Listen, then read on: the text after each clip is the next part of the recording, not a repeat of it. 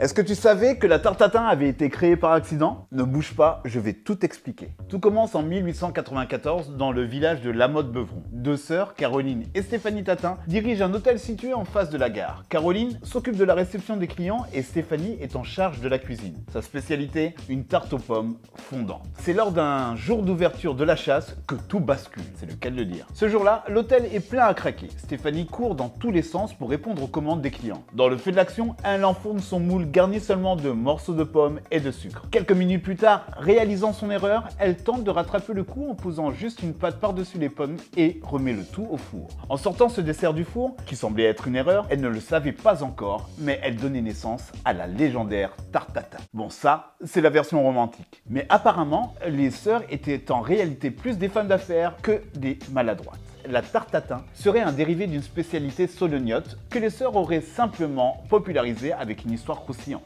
Une recette qu'elles ont gardée secrètement consciente de la pépite qu'elles avaient entre les mains. À tel point qu'un jour, un chef a envoyé un espion pour obtenir la fameuse recette. Oui, je t'assure, le chef du Maxims avait envoyé un pâtissier se faire embaucher en tant que jardinier afin d'observer les détails de cette recette secrète. L'espion a réussi, mais le chef du Maxims était quand même fair-play. Il a nommé le dessert à la carte la tarte des sœurs Tatin. Franchement, on pourrait en faire une super série, les sœurs Tatin. Maintenant tu en sais un peu plus sur la tarte tatin, tu vas pouvoir briller la prochaine fois que tu en mangeras une. Et reste branché, on a encore plein d'histoires à te raconter dans nos prochaines vidéos.